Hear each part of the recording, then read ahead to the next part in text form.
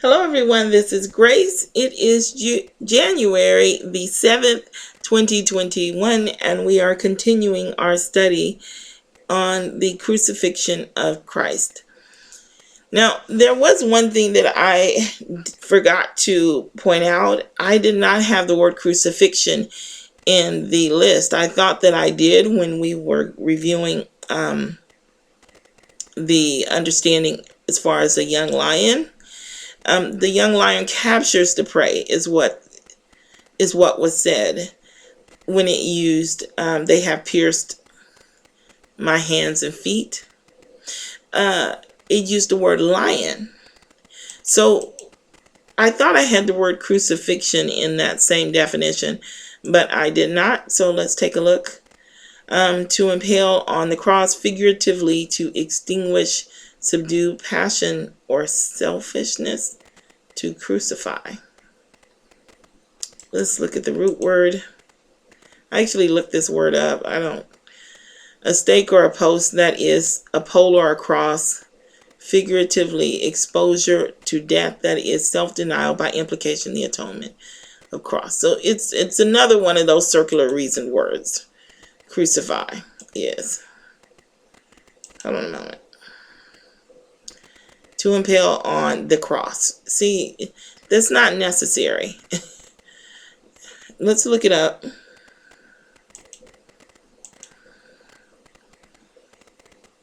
Hold on a moment. To impale. Well, let's just look up crucify. That's what I looked up. To kill by nailing unto a cross. That's fine. Harass persistently in cruel and annoying way. That's a good definition. Hold within limits and control. We know that they crucified Christ, and we know that they held him because that was actually a part of the feast day.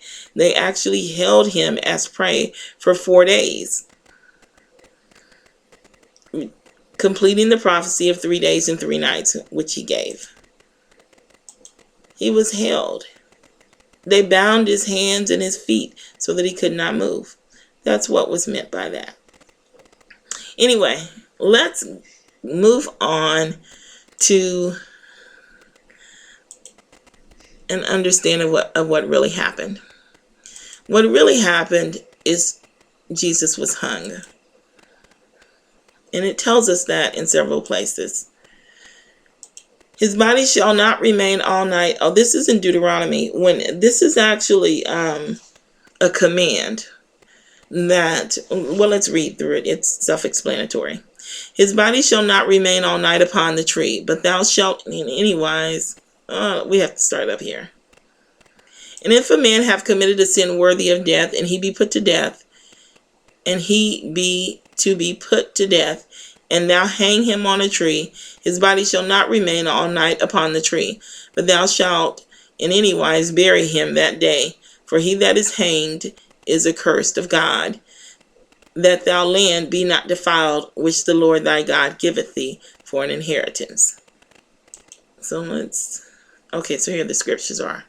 And one of the malefactors which were hanged railed on him, saying, If thou be Christ, save thyself and us. Hanged. He was hanged.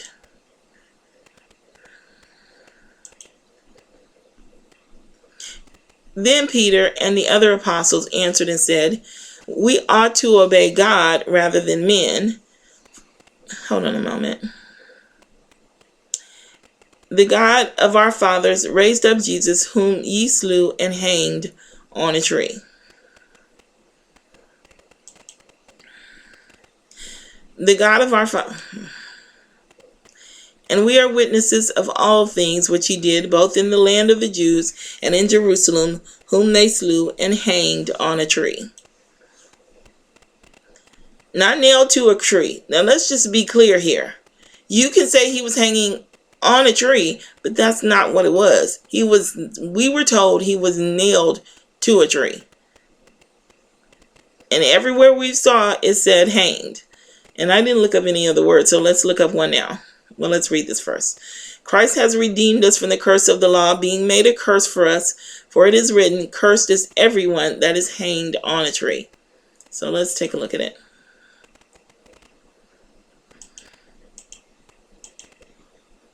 Again, hanged on a tree, because this is a direct quote almost from Deuteronomy.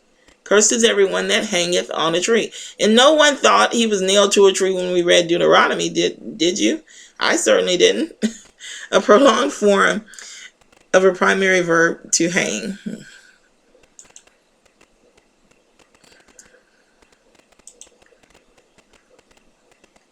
Princes, oh, here we go. Princes are hanged up by their hand. The faces of the elders were not honored. To hang, same thing. Suspend. I think that's the last one, you guys. It is. Okay, so now we're going to just have to put reason in order to sort this story out. We're just going to have to gather the information up. Remember, I told you earlier, I said all that talk about you're not going to be able to learn anything from TV, etc., etc. Well, no, we're going to have to. See, we've not been anywhere. We can't put this story together on our own.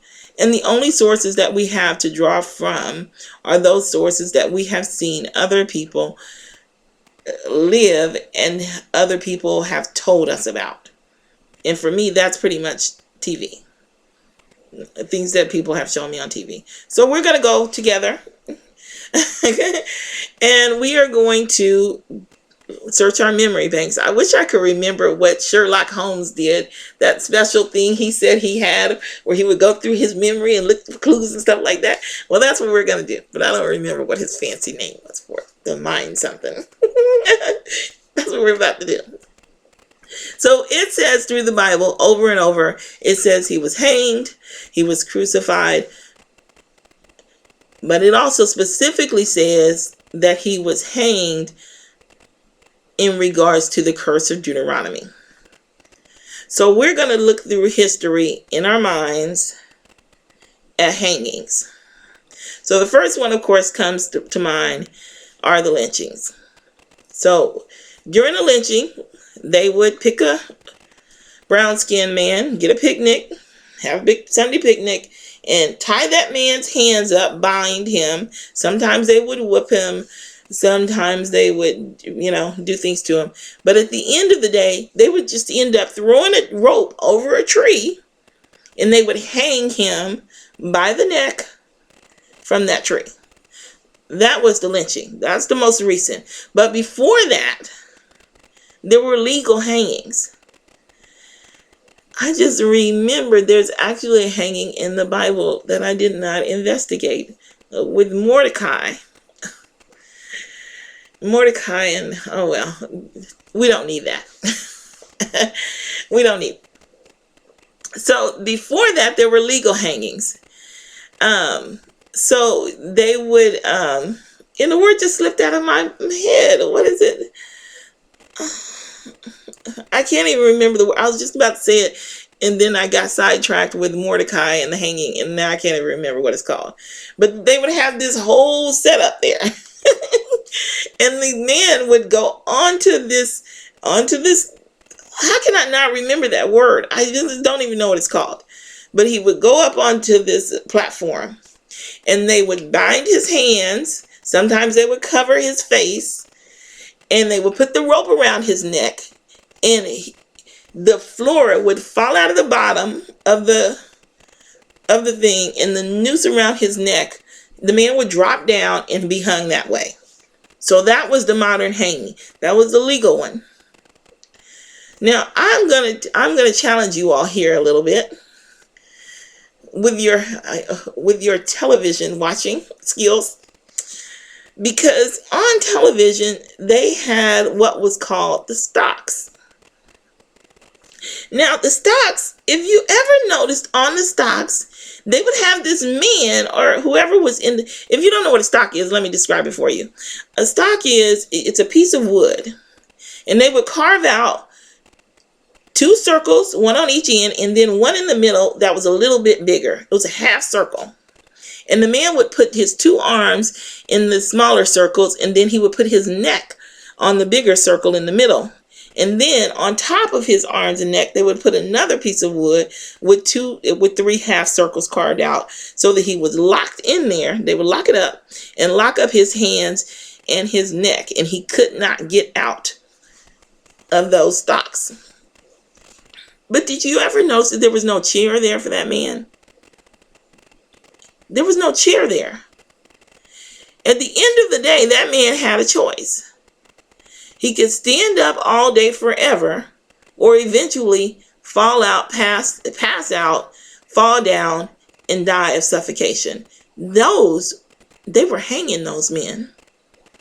They were hanging them. They didn't put off like that on television, but they never once put anything there to show that that man was protected from hanging himself if he should pass out or fall asleep. They never showed the man being taken in. That was the hanging back in those days. That was a hanging. But they didn't have that back in Jesus' time. They didn't have that.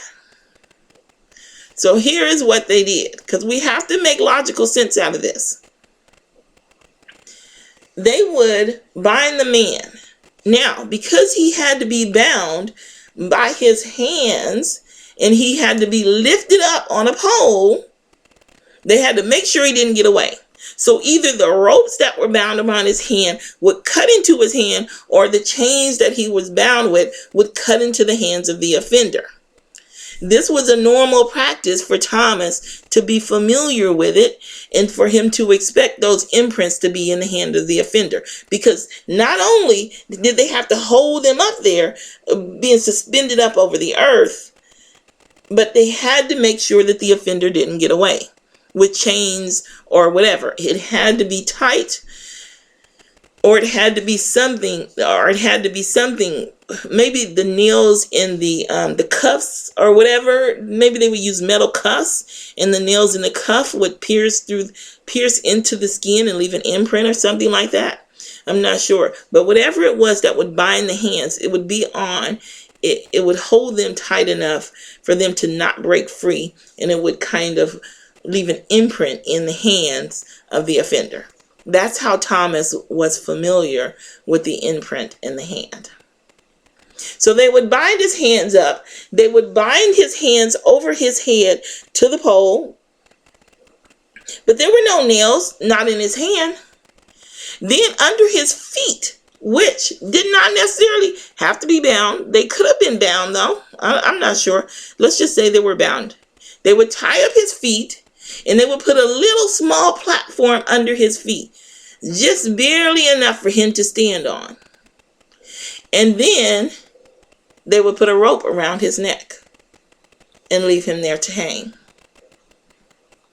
And if he should not be able to hold himself up by his hands or by his feet, or if his feet should slip and fall, then he would be hung, and he would hang himself.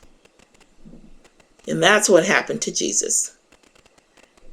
That's why he could stand there and have a conversation. That's why when it came time for them to die, 3 hours later, everyone was surprised that he was dead already. That's why they broke the legs of the men that were beside him. Because once they broke his legs, the rope or the chain, or see, this is what happened, but the little details I can't make out. I don't know if they bound them with ropes, if it was a noose made of rope, or if it was made of metal. Those little details I can't put together from the scriptures, okay? But the platform, I don't know if it was a big platform or a small platform. I can't figure out if his feet were bound for sure. I probably could have figured that out. I just didn't contemplate it really until now. I just didn't really, I don't know. I probably could have figured that out in hindsight. But I think they were. No, I don't know. I didn't think on it hard enough. But the little things may be wrong. But this is how he was crucified. His hands were bound. He was secured to the pole. I don't believe it was a cross because it would have just been too difficult to put into the ground. The imbalance from the cross would have just caused an unnecessary burden for the state, plus unnecessary expense. Crucifixions were not cheap. They just weren't. They weren't cheap. They cost money back in those days. And so why have two pieces of wood when you could just have one? So that's how Jesus was really crucified. His hands were bound and held up over his head. His feet were bound and tied up, all tied to the piece of the stake or the piece of wood, and there was a rope put around his neck. And when he could no longer support himself, he would drop down and hang himself or be suffocated.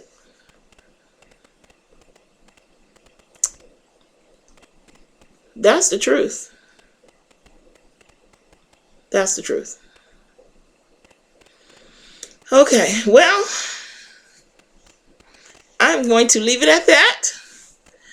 If you have any questions or comments, as usual, leave them down below. And if I can help, I will reply back.